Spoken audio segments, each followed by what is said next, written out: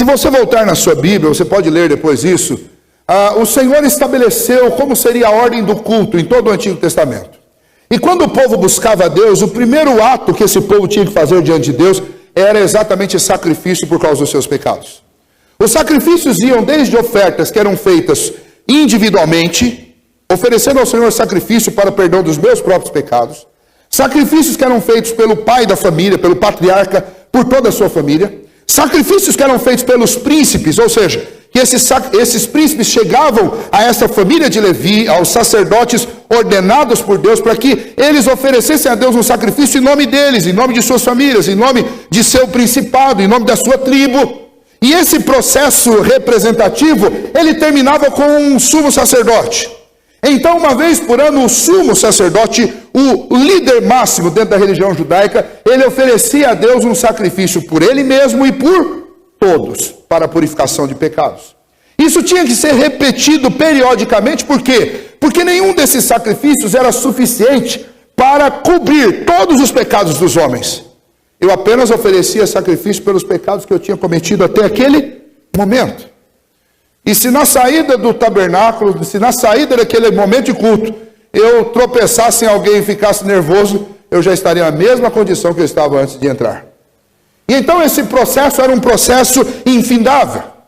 Mas especialmente o sumo sacerdote, ele entrava num lugar para oferecer esse sacrifício, que é um lugar chamado de Santo dos Santos. Dentro do Santo dos Santos havia uma arca. E dentro desta arca estavam as tábuas da lei, as segundas, porque a primeira tinham sido quebradas. Mas Deus concede ao povo de Deus, lá no capítulo, a partir do capítulo 35 de Êxodo, Deus concede novas tábuas de lei. E essas tábuas, elas foram, por ordem de Deus, colocadas dentro desta arca. E esta arca foi fechada com uma tampa que é chamada de propiciatório. Essa tampa, você vai encontrar a descrição de como ela deveria ser feita em Êxodo 37, de 1 a 9.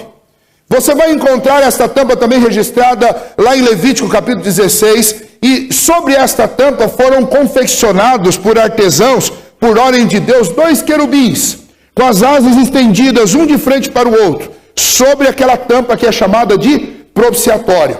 E então aquilo ali lacrava, fechava aquela arca que continha a lei de Deus. E então, uma vez por ano, o sumo sacerdote, ele primeiramente, ele tomava uma ovelha e ele imolava essa ovelha, e com o sangue dela em suas mãos, com outra mão segurando incenso, ele entrava para dentro deste Santo dos Santos, um lugar separado por um denso véu do restante do tabernáculo, do átrio interior do tabernáculo. E quando ele penetrava lá, ele primeiramente aspergia sangue sobre aquela tampa do propiciatório, sobre aquela tampa da arca, por causa dos seus pecados. Depois que ele estava purificado dos seus pecados, ele voltava e tomava um segundo animal, imolava e levava o sangue dele e aspergia novamente sobre o propiciatório para o perdão dos pecados do seu povo. Por que eles tinham que fazer isso? Tinham que fazer isso porque a lei que estava dentro da arca exigia que o salário do pecado fosse a morte. A lei determinava que sem derramamento de sangue não há remissão de pecados. E não importa que aquela tampa estivesse separando a lei de nós, aquilo realmente não cobria os nossos pecados diante dos olhos de Deus. E então a função de aspergir sangue sobre o propiciatório, a palavra propiciatório também significa pagamento. A intenção era que, através do sangue daqueles animais que eram aspergidos ali, nós fôssemos justificados. Aquele sangue nos cobria diante da lei, para que nós não morrêssemos perante Deus. A ideia é que aquele sangue era símbolo de que alguém pagou a dívida no meu lugar. E então veja que interessante, por que o autor está dizendo que Cristo é o nosso sumo sacerdote? Esse é o motivo pelo qual eu devo conservar a confissão nele. Porque Jesus Cristo foi aquele que ofereceu um sacrifício e definitivamente ele aspergiu sangue sobre o propiciatório. Diferente do sumo sacerdote que tinha que fazer isso por si mesmo, e todo ano, Jesus não tinha que fazer por si, porque ele era um homem sem pecado. O texto vai dizer isso. E diferente do sumo sacerdote que tinha que entrar todo ano, Jesus é o grande sumo sacerdote, porque ele fez isso uma única vez, e não foi com sangue de ovelhas, foi com seu próprio sangue. E então qualquer judeu que lesse isso daqui e ouvisse, claramente perceberia a diferença entre o sacerdócio de Arão e o sacerdócio de Cristo. Cristo é a propiciação, é o pagamento dos nossos pecados.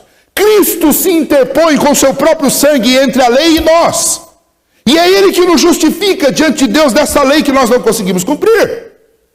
E então o argumento é, por que eu devo preservar firme, conservar firme a confissão em Cristo Jesus? Porque Cristo é o único e verdadeiro sumo sacerdote que fez algo absolutamente suficiente e definitivo pela minha vida. Você não é judeu e não conhece nada, talvez você esteja ouvindo sobre isso a primeira vez hoje. Mas não importa de qual seja a sua origem, o fato é que todos nós somos salvos por esse processo. Porque diante de Deus a Bíblia diz que todos pecaram e carecem da glória de Deus. O salário do pecado é a morte, não só o salário do pecado do judeu, o salário do pecado de qualquer um. E não importa quantos sacrifícios de quantos animais você pudesse fazer, nunca seria o suficiente para cobrir os nossos pecados. Mas Cristo, de uma única vez, Ele ofereceu um sacrifício e com o seu sangue, Ele pagou toda a minha dívida diante de Deus. Por que eu não posso abandonar Cristo? Porque Ele é o único sumo sacerdote que resolveu definitivamente o meu problema. Mas não só isso, veja que há algumas informações interessantes no versículo 14. Quando ele vai falar de Jesus como grande sumo sacerdote, ele começa usando a palavra Jesus. Se você observar o que ele faz em outros capítulos anteriores, ele sempre faz referência a Jesus como o Cristo. Como Cristo é superior, Cristo é assim, Cristo é assado. Aqui não, aqui ele usa a palavra Jesus, que é o nome humano de Cristo. Esses dois nomes, eles têm significados. Jesus fala da humanidade e Cristo fala da divindade. Jesus é o Filho de homem, Cristo é o Filho de Deus. Esses dois nomes andam juntos exatamente porque Jesus é verdadeiramente homem e verdadeiramente Deus. O nome Jesus é um nome muito comum. Igual o nome João nos nossos dias, José. Jesus, traduzido do hebraico para o grego, era o nome Josué. Este é o nome. O Josué do Antigo Testamento e Jesus, o Filho de Deus, tem exatamente o mesmo nome. É que um está traduzido do hebraico e o outro está traduzido do grego, mas a palavra é a mesma. Então Jesus tinha um nome muito comum. Ele era alguém comum como todos os outros homens. É isso que ele quer mostrar. Nós temos um sumo sacerdote que é, primeiramente, verdadeiramente homem. Ele conhece cada uma das minhas necessidades. Ele conhece a minha humanidade como ninguém mais. Ele sabe exatamente como nós somos. Ele foi tentado nas mesmas coisas que nós somos. Ele sofreu com as mesmas dificuldades que nós sofremos. Com a diferença, ele não cometeu pecado, mas ele sabe exatamente o que vai no seu coração e na sua mente, porque ele foi homem. É isso que ele está dizendo quando ele usa a palavra Jesus. Mas logo na sequência, falando desse nosso sumo sacerdote, ele diz que ele também é o Filho de Deus. Aquilo que os homens não creram no primeiro século, o autor está apelando novamente àqueles ouvintes para que eles creiam. O nosso sumo sacerdote é verdadeiramente homem, mas ele também é verdadeiramente Deus. E isso tem uma informação maravilhosa para mim. Ninguém pode me representar melhor diante de Deus do que ele, porque ele me conhece por ele ser homem. E porque o que ele faz é suficiente por ele ser Deus. Ele conhece as minhas fraquezas, mas ele tem todo o poder de Deus. E então, o que se conclui disso é que ele é o grande sumo sacerdote. E você poderia perguntar, mas me fale aí uma das façanhas do grande sumo sacerdote. Aí o autor diz, tem uma que ninguém mais conseguiu. Nenhum outro sumo sacerdote fez isso. Ele penetrou os céus. O Santo dos Santos, lá no tabernáculo, era um lugar que só poderia ser penetrado, só poderia entrar dentro do Santo dos Santos o sumo sacerdote. E assim mesmo ele usava uma roupa cheia de chocalhos e uma corda amarrada na cintura. Porque caso ele fizesse alguma coisa errada, ou ele entrasse de uma maneira indevida dentro do Santo dos Santos, ele morria. E para saber que ele tinha morrido lá dentro, ninguém podia entrar, porque se entrasse outro, morria também. Então os chocalhos era para que, se caso ele caísse, o barulho dos chocalhos ia dizer que ele morreu. E então pela corda puxavam ele, porque ninguém mais podia entrar lá. Senão seria fulminado pela glória de Deus também. E então, no máximo, os sumos sacerdotes conseguiam penetrar o Santo dos Santos, passar pelas cortinas, e ainda assim, com temor e tremor de morrer.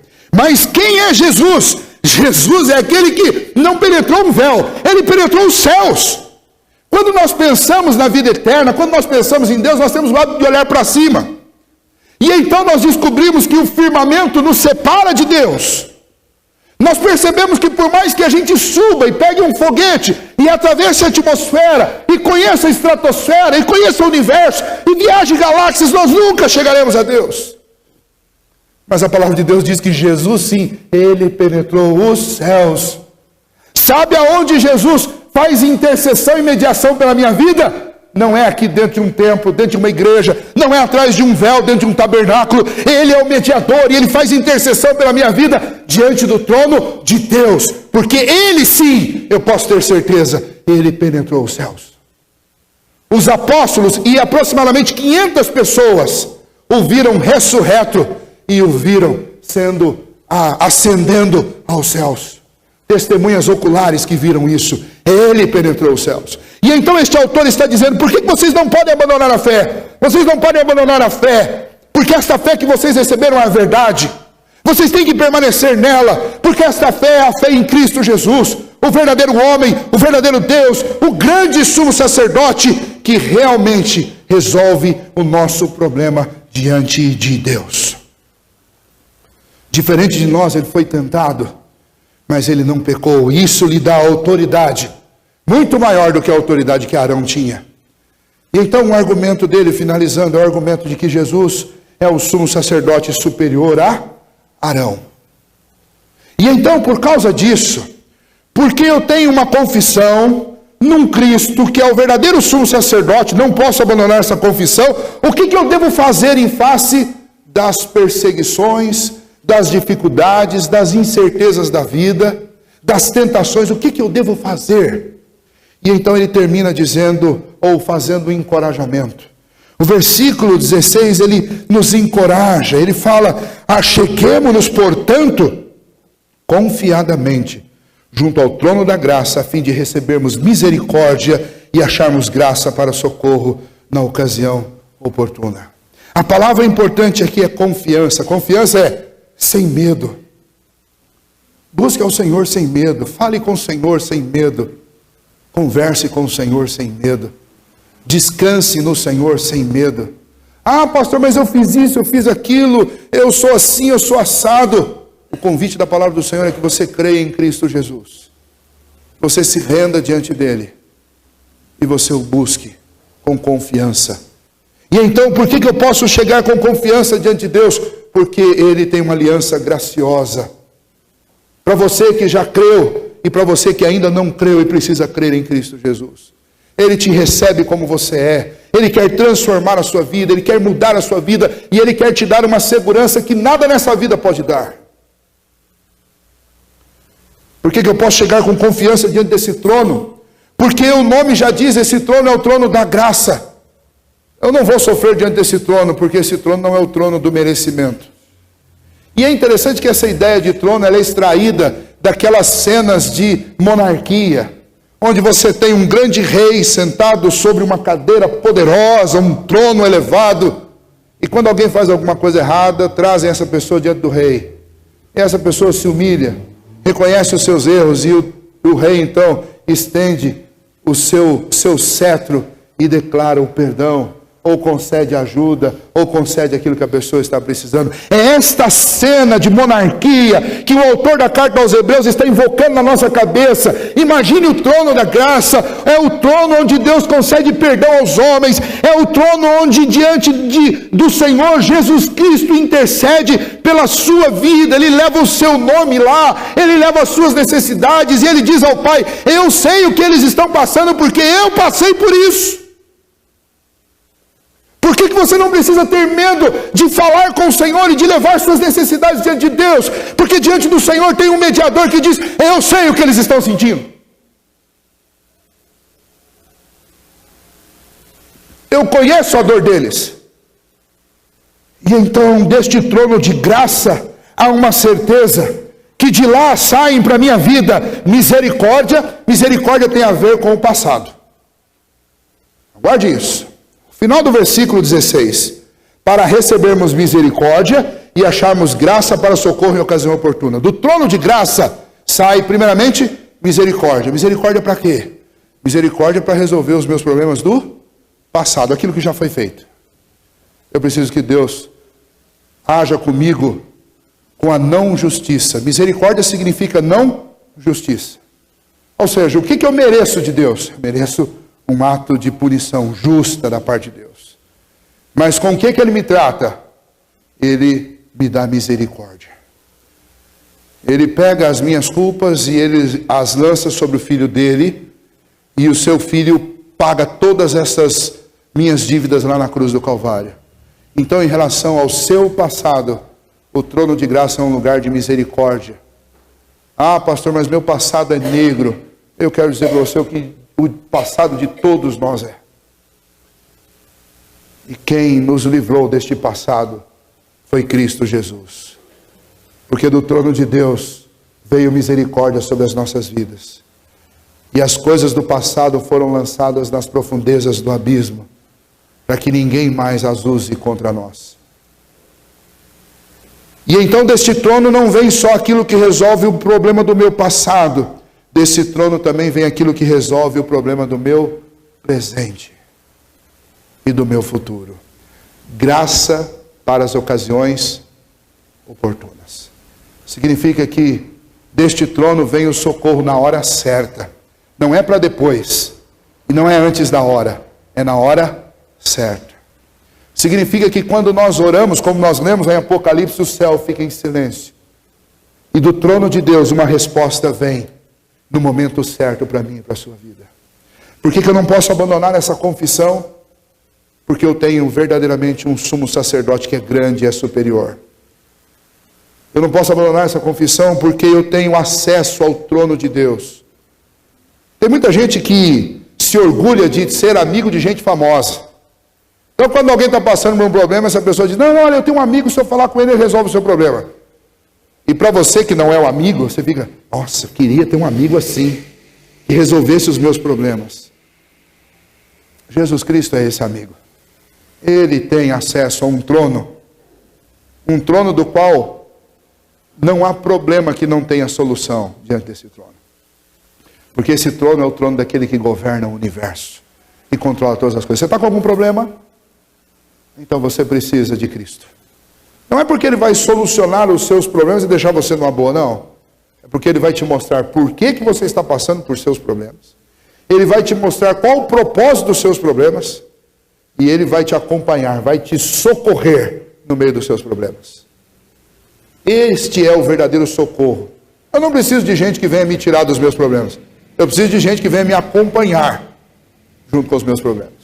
Que me ajude a entendê-los. Me ajude a aproveitá-los para que eu cresça. E é exatamente isso que está sendo prometido aqui. Este trono de graça é o lugar de onde vem misericórdia para resolver o meu passado. E vem graça para me socorrer nas ocasiões oportunas da minha vida. E então, estes últimos 3 versículos têm uma mensagem muito simples, clara, mas poderosa para a sua vida. Você que é cristão, se agarre e conserve firme a sua confissão. Porque você não precisa ter dúvida. Será que eu estou crendo errado? Será que o que eu estou acreditando está certo? Você está certo sim. Cristo Jesus é o único mediador entre Deus e os homens. Ele é o único Filho de Deus e Ele é o grande Salvador, o sumo sacerdote que me conhece e que é Filho de Deus e que me representa diante do Senhor, o sumo sacerdote que ofereceu um sacrifício definitivo em meu lugar, o único acesso que existe para o céu. Então, não tenha dúvida, não abandone esta fé, porque nós temos razões de sobra para crer em Cristo.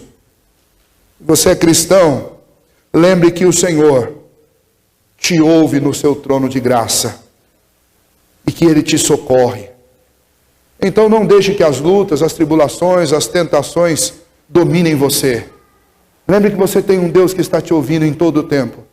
E você não precisa estar na igreja, e você não precisa estar num lugar fechado, e você não precisa estar num lugar aberto.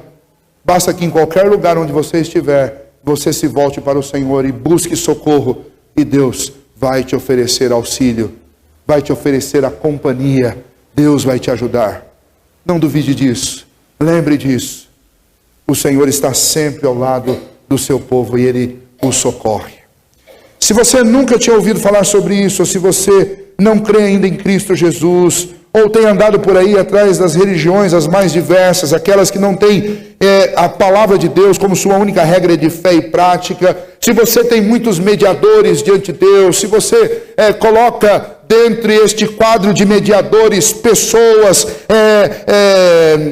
santos, feitos de barro, de pedra, de pau, seja lá do que for, se você coloca entre você e Deus pastores, se você coloca bispos, se você coloca qualquer indivíduo entre você e Deus, eu quero te convidar nesta noite, largue esse sistema ultrapassado, porque entre nós e Deus só existe um mediador, é Cristo. Você não tem que confessar os seus pecados para mim, porque eu não posso fazer nada por você, exceto orar a Deus e pedir que Ele te ajude. Agora você deve confessar os seus pecados ao Senhor, porque é Ele que morreu na cruz no seu lugar. Eu não preciso de pedir que terceiros falem com Deus em meu lugar. Eu posso pedir que o verdadeiro Deus, Jesus Cristo, interceda diante do trono da graça em meu lugar. O que estava sendo ensinado para aqueles hebreus é que eles não precisavam do sistema sacerdotal araônico para os representar diante de Deus, porque agora eles tinham alguém que era superior a Arão, que é Cristo. E a mensagem para você nesta noite é esta: quem te representa diante de Deus? O convite da palavra do Senhor hoje é: creia em Jesus Cristo, porque Ele é o único que verdadeiramente pode te representar diante de Deus. Ele é o único que pode te oferecer graça. Ele é o único que pode te oferecer socorro. Ele é o único que pode te oferecer misericórdia. Creia em Cristo Jesus. Este é o único caminho. Ele é a verdade e Ele é a vida. E se não for por Ele, ninguém chega ao Pai, por mais religioso que seja. Porque não é religião que salva. Quem salva é Cristo Jesus. Conheça a fé em Cristo Jesus, se rendendo a Ele ainda hoje. Feche os seus olhos, nós vamos orar e depois o coral estará cantando mais uma canção.